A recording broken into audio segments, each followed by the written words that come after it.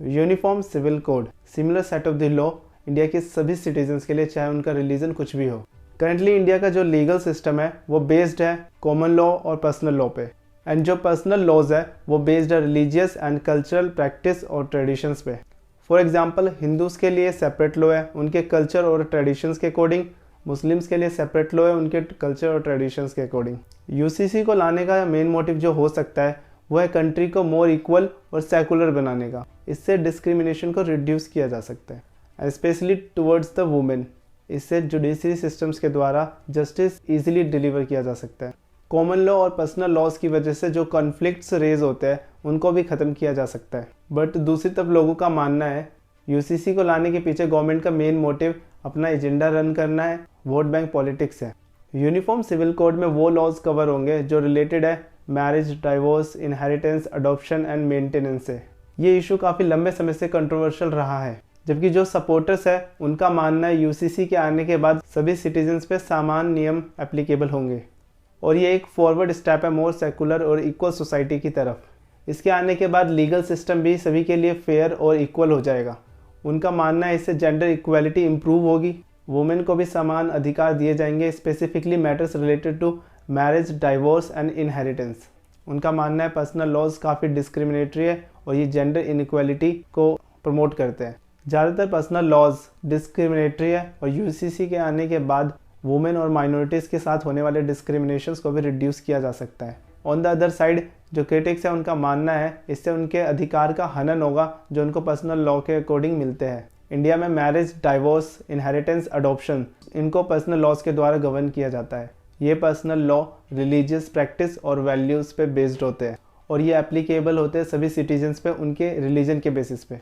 काफ़ी सारे मुस्लिम्स का मानना है उनका पर्सनल लॉ जो इस्लामिक शरिया लॉ पे बेस्ड है उनके कल्चर और ट्रेडिशन का एक हिस्सा है और यूनिफॉर्म सिविल कोड के आ जाने से उनके कल्चर और ट्रेडिशन को नुकसान पहुंचेगा। और इनका मानना है यूनिफॉर्म सिविल कोड हमारे कॉन्स्टिट्यूशन के द्वारा दिए गए अधिकार right to freedom of religion का वॉयलेशन करता है और इससे रिलीजियस प्रैक्टिसेस में इंटरफेरेंस बढ़ जाएगी। इंडिया एक diverse and culture rich country है जहाँ अलग अलग धर्म के लोग रहते हैं और इन रिलीजियस कम्युनिटीज़ के खुद के कस्टम एंड ट्रेडिशंस और लीगल सिस्टम है और उनका मानना है इस तरह का यूनिफॉर्म लॉ बना पाना मुमकिन नहीं है जो सभी धर्म के लोगों के लिए सूटेबल होगा और उनके कस्टम एंड ट्रेडिशन की रिस्पेक्ट भी करे। वही कुछ लोगों का मानना है यूसीसी का यूज़ करके पॉलिटिकल पार्टीज अपना एजेंडा रन कर रही है वोट बैंक के लिए और रियल समस्याओं से लोगों को भटकाना चाहती है। और उनका मानना है इंडिया जहां सभी धर्म के लोग रहते हैं यहाँ पे यूनिफॉर्म लॉ सभी पे इम्पोज करने से कॉन्फ्लिक्ट्स और प्रॉब्लम्स और बढ़ जाएगी। उनको डर है यूनिफॉर्म सिविल कोड के आ जाने से रिलीजियस एंड कल्चरल आइडेंटिटीज़ को नुकसान पहुंचेगा, जबकि काफ़ी लोगों का मानना है यूनिफॉर्म सिविल कोड के आ जाने से कंट्री और सेकुलर हो जाएगी। हालांकि यूनिफॉर्म सिविल कोड को इम्प्लीमेंट करने का मेन पर्पस मोर इक्वल और फेयर लीगल सिस्टम को इम्प्लीमेंट करना है, बट क्योंकि यूसीसी एक कॉम्प्लेक्स एंड सेंसिटिव इशू है इस पे लॉ बनाने से पहले इसका सोसाइटी और डिफरेंट रिलीजियस कम्युनिटीज़ पे क्या इम्प्लीकेशन होगा इस पे डिटेल स्टडी करने की ज़रूरत है और इसको ग्राउंड लेवल पे इम्प्लीमेंट करने के लिए रेलेवेंट स्टेक होल्डर्स के साथ एक्सटेंसिव कंसल्टेशन और कोलैबोरेशन की ज़रूरत है। एज ऑफ नाउ उत्तराखंड और गुजरात गवर्नमेंट ने यूसीसी के इम्प्लीमेंटेशन से रिलेटेड समस्याओं के लिए कमेटी फॉर्म कर दी है। इंडियन कॉन्स्टिट्यूशन का आर्टिकल 44 कहता है the state shall endeavour to secure for the citizens a uniform civil code throughout the territory of the India.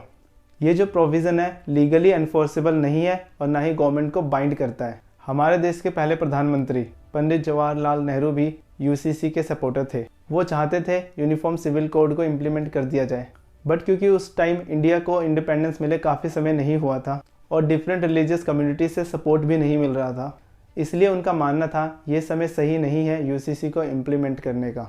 उसके बाद 1985 में शाहबानो केस के जजमेंट के दौरान ये मुद्दा फिर से चर्चा में आ चुका था। सुप्रीम कोर्ट ने यूनिफॉर्म सिविल कोड को लाने का सजेशन दिया। It is also a matter of regret that Article 44 of our Constitution has remained a dead letter. A common civil code will help the cause of the national integration by removing the disparate loyalties to laws which have conflicting ideologies. इसके बावजूद कोई भी सरकार आज तक UCC नहीं ला पाई, but अभी कुछ समय से यूसीसी फिर से चर्चाओं में आ चुका है। 2019 के लोकसभा इलेक्शन के दौरान यूनिफॉर्म सिविल कोड बीजेपी के मैनिफेस्टो का एक पार्ट था। उसके बाद 2022 में उत्तराखंड के चीफ मिनिस्टर पुष्कर सिंह धामी ने यूसीसी को लाने का वादा किया और इसके लिए एक कमेटी का गठन भी किया गया था। इसके बाद गुजरात इलेक्शन के दौरान गुजरात के चीफ मिनिस्टर भूपेंद्र पटेल ने भी यूनिफॉर्म सिविल कोड को लाने के लिए एक कमेटी गठन कर दी। इन शॉर्ट, यूसीसी के आने से gender equality, social justice, secularism, legal harmony, confusion and confliction, lack of legal remedies to the victim in personal laws, polygamy, alimony, recognition of other forms of marriage, guardianship और custody disputes, निकाह हलाला, prenuptial agreements जैसे important points को ध्यान में रख के law बनाया जा सकता है। जो लोग यूनिफॉर्म सिविल कोड के अगेंस्ट में, उन्हें एटलीस्ट यूनिफॉर्म सिविल कोड के ड्राफ्ट बिल का वेट करना चाहिए। उसे पढ़ने और समझने के बाद ही डिसाइड करना चाहिए ये बिल इंडिया के लिए बेनिफिशियल होगा या नहीं और उनके रिलीजियस हितों का ध्यान रखती है या नहीं।